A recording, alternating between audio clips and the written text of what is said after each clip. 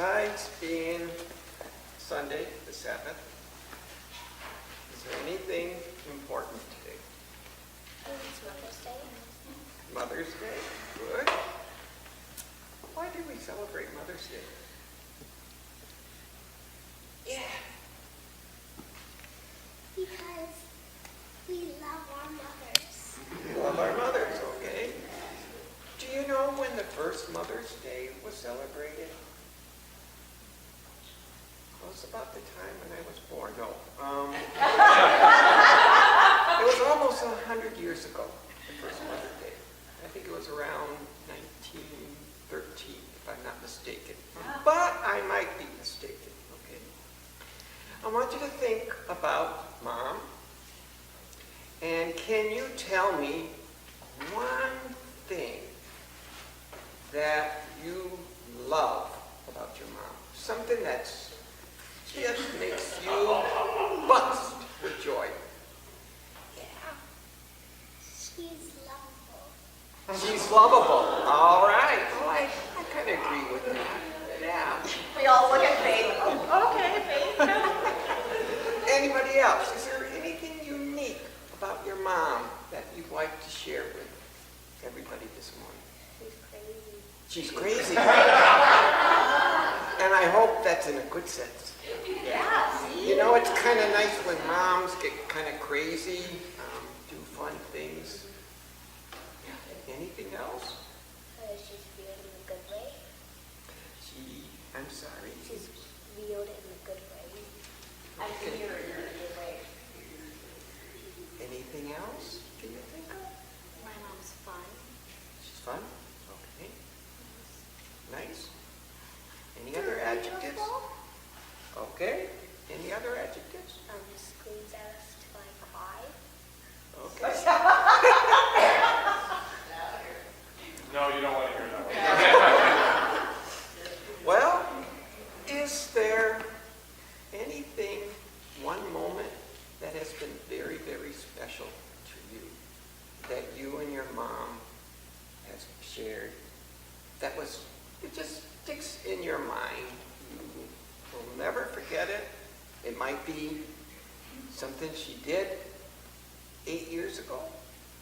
It could be something that she said. Anything that you can think that when you hear the word mom, an image comes into your mind. Can anybody think of anything?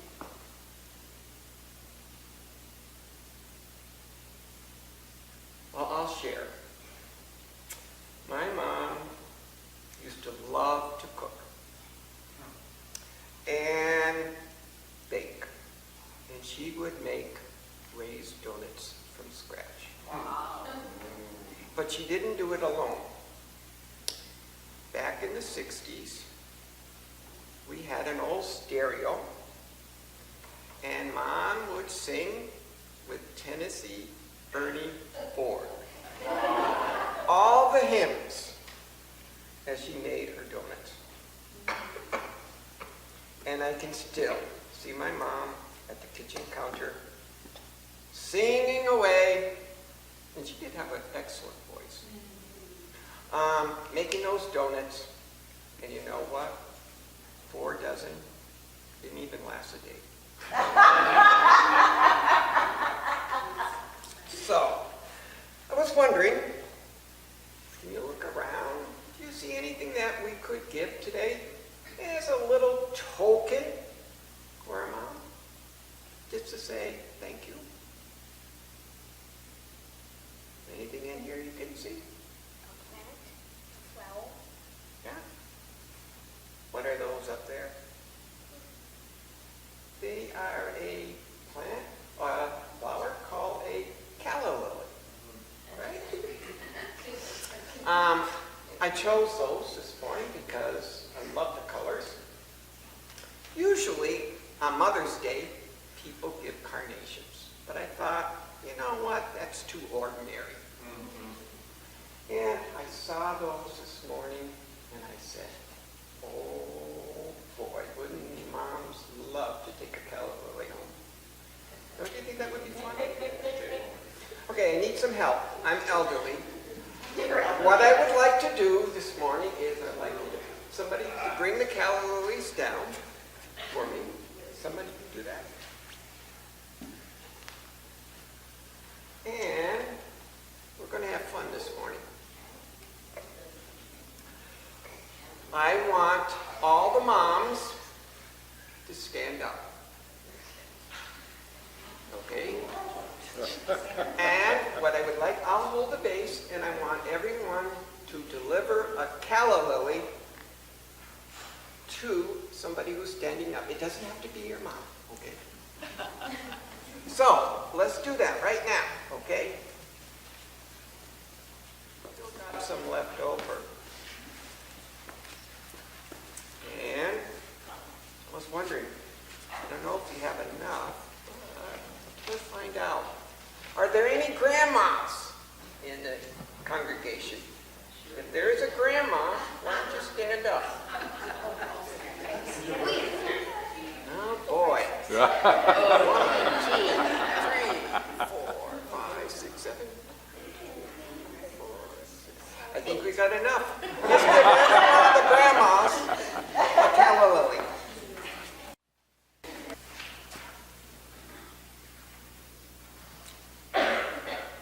I've maybe never heard a better one-line statement of what I believe, and I mean this just as me, but I mean as like a Presbyterian Calvinist pastor, as take courage now, my trembling heart,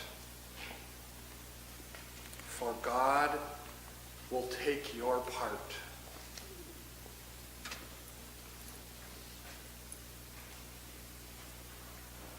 Take courage now. I want to remind us where we've been over about the last half a year or so, because it's felt, to me at least, like a big deal. like maybe post-sabbatical, which was last fall for me and Julie, that some things have clicked on a deeper level for Julie and myself. And so I want to think about where we've been, because it feeds well into today. If you remember last Advent, we had a theme, and it was gratitude in all things. Remember that? And every Sunday, all through Lent, we would have a time of gratitude for those wonderful things in our life. Did I say Lent? I'm getting to Lent, but I'm not there yet. In Advent, we would say gratitude for all the wonderful things in our lives, and then we would take some intentional time to hold gratitude for everything else.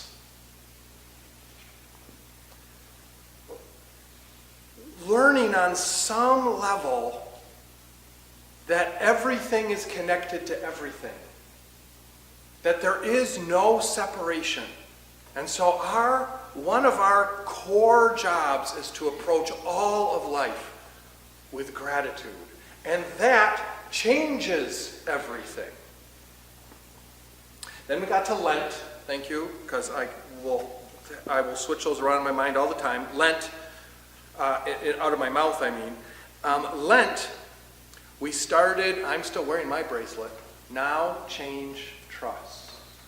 The time is right now. We are invited to change our thinking and trust.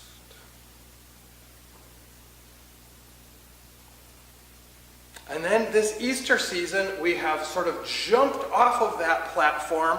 One way to think of it, I don't think we've said this out loud, is that we are spending some intentional time around that change word. What does it mean to change our thinking?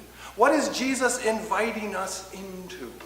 And in 1 John is one of the most beautiful, deepest, yet simplest expressions of this is what the gospel looks like. It crescendos at chapter 4, which is where we were last week, that says, God is love. You want to know what this is all about? It's all about God is love. Courage, my trembling heart, for God will take your part, which only sounds like good news if God is love. If you want God on your side. And 1 John reminds us, like John just keeps saying the same thing over and over and over again. Do you want to know who God is? Is God all-powerful? You bet God is. Did God create you? You bet God did. Did God send Jesus? You bet God did. But you want to know who God is and what God wants? It's not dominion. It's love.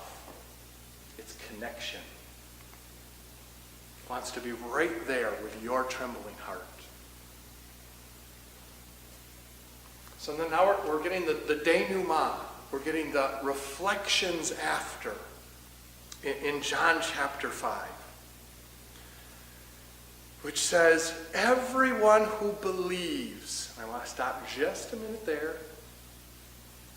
that we've been sometimes overtly changing the word. You heard Anjali do this, because I have on my text written believes, and I have trust written right next to it. And she stopped. For everyone who believes, trusts. So Do you hear the different motion? For me, it switches me from belief becomes a decision I make in my mind. Okay, now change, we're spending this whole season on changing our minds, so we're not against changing our minds. But it's that, and it kind of stays there. That's the problem. Trust, remember that oval that I talked about opening up during the first song? Trust comes more from this place. It's an experience. It is a full-bodied reality. Everyone who trusts, not everyone who shares the same belief statement. We've had some requests to start, and neither of the people who have been actively involved in the conversation, Lorenz and Meredith, aren't even in the sanctuary, but starting a conversation about confirmation, that we're getting several young people to think about how are we going to train those people up in the faith and pull them into church in a more official way. And partly I've been having a tricky time with that conversation because it's not completely clear to me. How do we teach trust? I have been trained how to teach belief. I'm quite good at it. I've done confirmation in every church I've been in up until this one. Now I'm getting more and more uncertain about how to do confirmation. How? It's taken me 46 years to even start to acknowledge that there's something here worth paying attention to and start to pay attention to it and live into it. And so you must be able to teach that to 13, 14, 15-year-olds. Right. So seriously, be thinking about that and praying about that. As a church, we need to work on that. And it's real. It's maybe the most important thing we could think about. And we need to learn how to teach it to ourselves, right? I'm going to do as best I can in the next 13 and a half minutes. But we really do need to think about this. And maybe it's doing a study of 1 John, just throwing out the first idea that comes to my head, because boy, it's a beauty.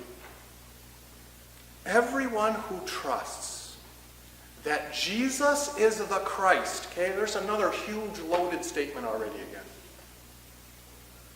again. Christ literally means the anointed one. It's the chosen one. Here's, I think, where it gets tricky. Here's how it has been interpreted too often, and I think wrongly. Jesus is the special one. As in, only Jesus could do this special magic that something saves our souls, frees us from the wrath of God. Keep going. Yeah.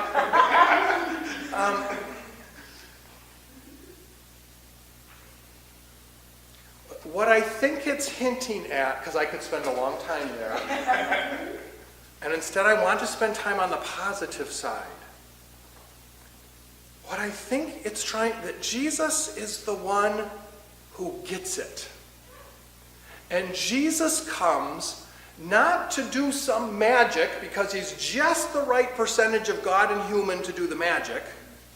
Instead, he's so connected to God and so connected to our trembling hearts that Jesus says, I want to show you what? I want to show you that the power and the values of the world that seem so strong, like they define your whole life, are really not powerful at all.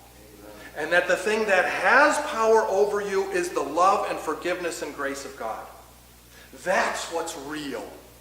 And I'm going to live into it in every moment. I am going to live as if it's real because I believe it. I trust, says Jesus.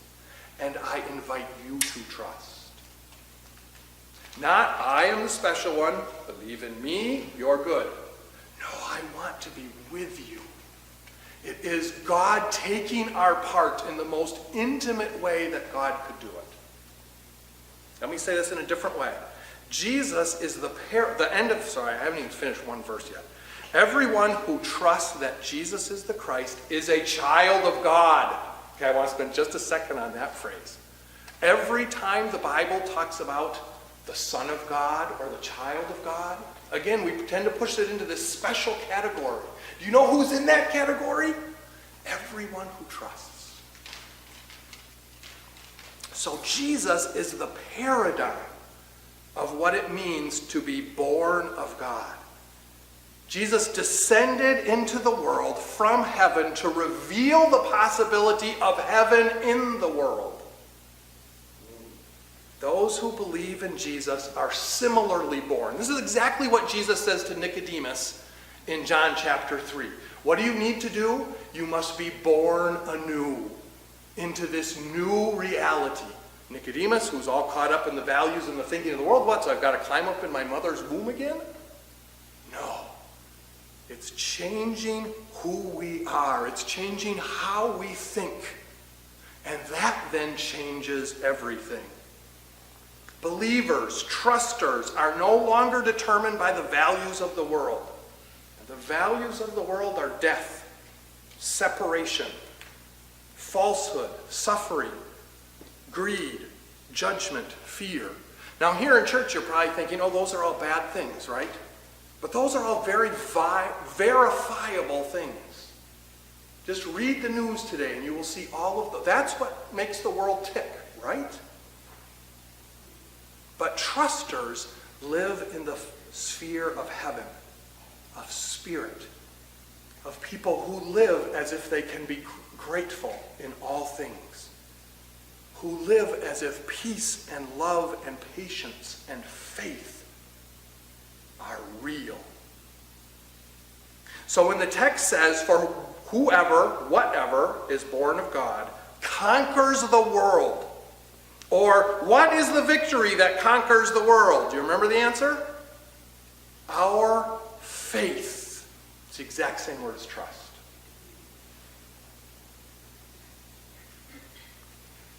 John is saying that it is possible at any moment to move from the perception of the world to the reality of God's love. It's one thing I want to say to your trembling heart right now. This move of trusting and changing everything is available to you at any moment. Like now. Or let's say this afternoon something goes, it's available to you then. Let's say you have a really stressful week come, it is available to you right at any moment. No matter how far the prodigal son travels, no matter what the prodigal son does, right then, any moment.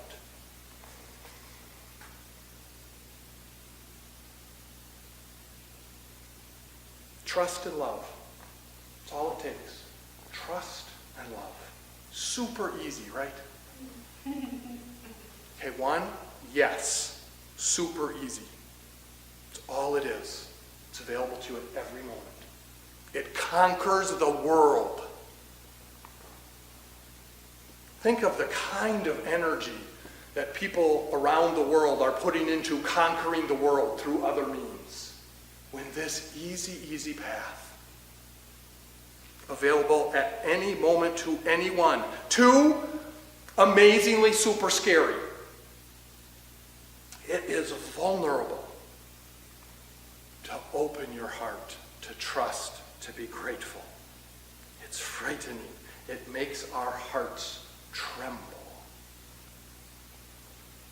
Okay, so I want to help us imagine it.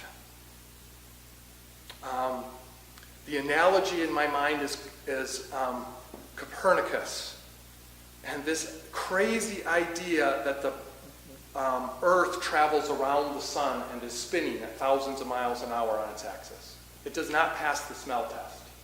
Like, no, we're not. The sun comes up in the east and rises in the west. Amazingly, you have all convinced yourselves that that's not true.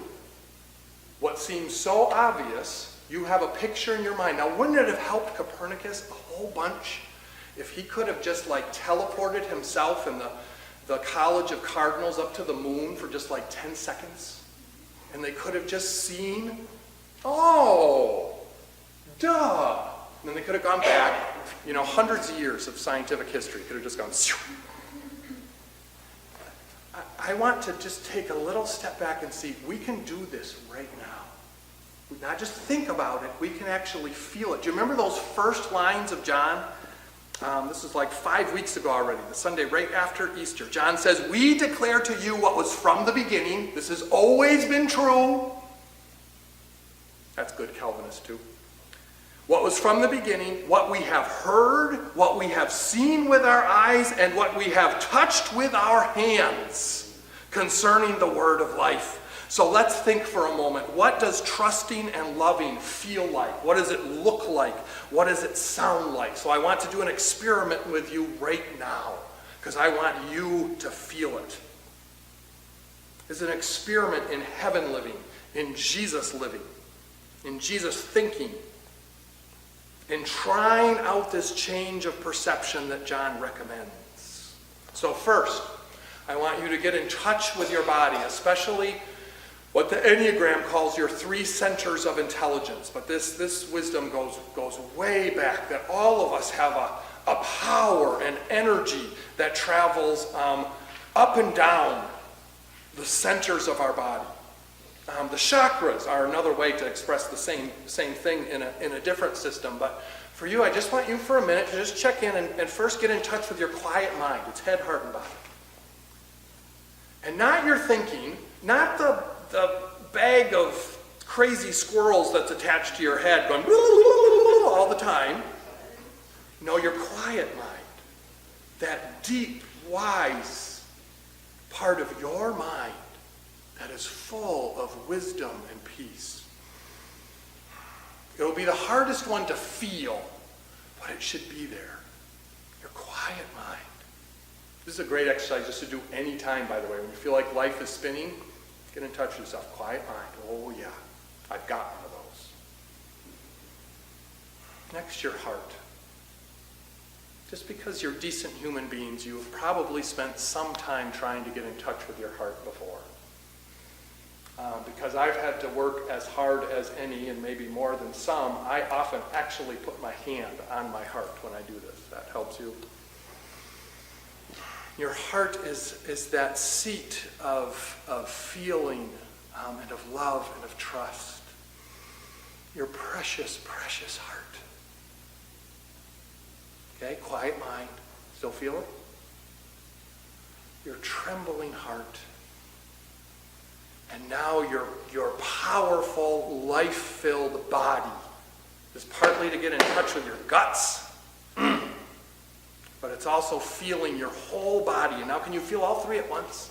Your quiet mind, your trembling heart, your powerful body. Take in a deep breath. You feel them? Now, and you're welcome to close your eyes during it. Several of you are already. And you can just keep them closed. Just do whatever you want. But that's one way to stay in touch with yourself. Here's what trusting and loving feels like. Maybe the words trust and love just bring you there. But if they don't, what this looks like in the world, think of, like Frank asked the kids to think of a time when someone has just loved and trusted you. So the images I want you to have are like gentle caring, open-hearted kindness, unconditional acceptance. That's what love and trust look like. Now let's do it with some people. So first, open your mind, heart, and your body. As much as you can, stay in touch with your whole self through this whole exercise. Come back and take a deep breath whenever I throw you off course. And feel, whether she's alive or dead, it doesn't matter. Do whatever you need to in your own mind for the people I list. Feel gentle care for your mother here on Mother's Day. You probably have some real gentle, caring, loving feelings for your mother already, but you probably have a whole bunch of other feelings about your mother too. Right now, just gentle care, unconditional acceptance. Staying in touch with your quiet mind and your heart and your belly, your body. Experience gentle care for your children, if you have children. Or if you don't, for like the children of EPC, or any child who comes to mind. I'm going to list more, but feel free to stay with any one if it's really alive for you. Feel this gentle care with your whole self for your neighbors.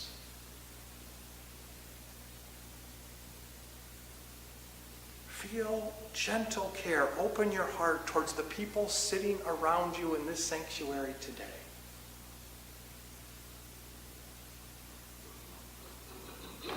And now I'm going to make it a little harder. This is like the Advent gratitude exercise. Now I want you to see if you can keep that same feeling connected to your quiet mind, your heart, your body. Open your heart with gentle care to a person who really bugs you. Someone who is very, yep, that person. I want you to think of that person you just thought of. Stick with them.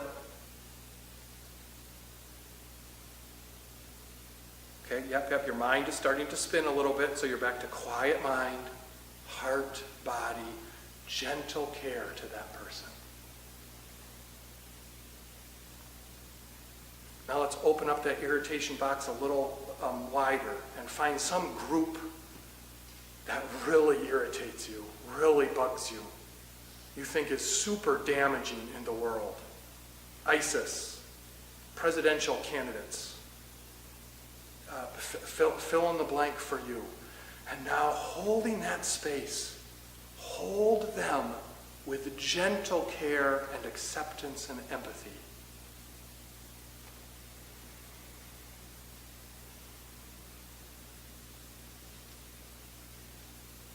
Okay, the energy in the room is so good, we're going to get even harder.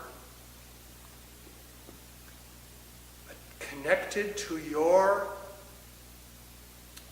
quiet mind, your trembling heart, your life-filled body, make sure you're reconnected. I want you to think and open yourself in gentle care to yourself. Hold yourself with love and trust and care.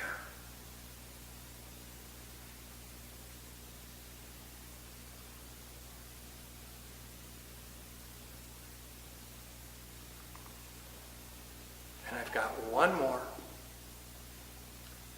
which is open your heart as wide as you can open it to God.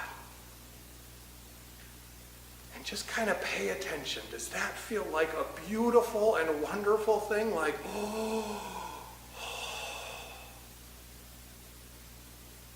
or does your heart kind of tremble and start to close up because that's scary?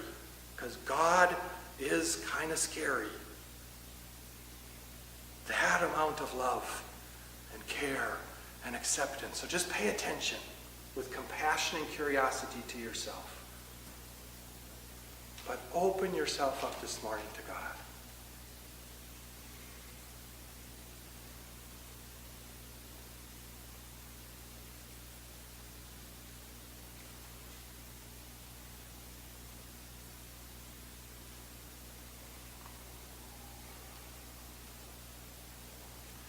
Take some deep breaths.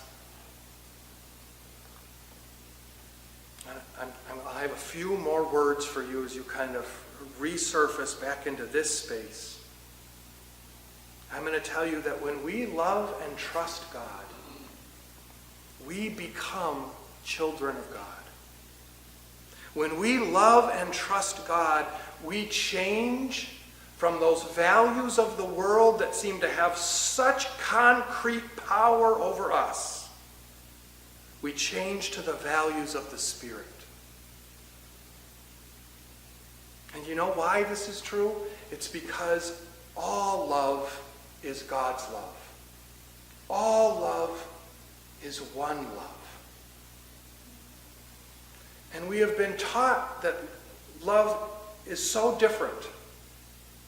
That we have our love for our mothers, and we have romantic love, and we have parental love, and we have friendship love, and we have motorcycle love. That's not the right one for this congregation. We have fabric love. We have love of work. All super different loves, right? All different parts of ourselves. And no, see, this is the thinking of the world. Instead, I want you to come back to this place when you and Isis share a powerful connection just because you stepped into the love of God for a moment. We're this place where you and God shared a kind of equality because there was full love exchanged between the two of you. Where you are not separate from me, from each other, from anyone, from God. In God's thinking, we are all one. If you love, you are born of God. I'm just going to give you a whole bunch of quotes from 1 John. If you love, you are born of God. Let us love one another, for love is from God. Everyone who loves comes from God. We love because God first loved us. Those who love God must love their brothers and sisters also. John says to this little community who just experienced a rupture in their membership, and so it's these few people left, and he says, you want to know where to start? Start by loving one another so that you remind each other what this is about. So that you call yourself back to that place of trust that changes everything. Imagine just for a moment, if you could, and I'll start just with the Christians because the Christians are the people who say this is an important text to us. If every Christian in the world stepped out of their church on this Sunday morning and said, I'm going to approach all of my life with love and trust, with a gentle care for everyone I meet, and that is the only thing that's important. John says that's the only thing that's important, and it will change everything. It's exactly what communion is, by the way. It's Jesus saying, oh, you think there's a difference between me and you? Here, I'm going to give me to you. Because I love you. I'm going to completely open up myself to you. I'm going to give you my quiet mind and my teaching. I'm going to give you my full love, and I'll throw in my body for good measure. All of me. And I'm going to spread it around the whole world. And that's not magic, that then you eat it and you're like, ooh, I've got the little bit of Jesus in me. No. It's that part that wakes you up so that you can share the fullness of who you are. And it's a sharing that builds one little step. One little opening of your heart, God uses 40-fold, 60-fold, 100-fold. You can do it right now. Amen.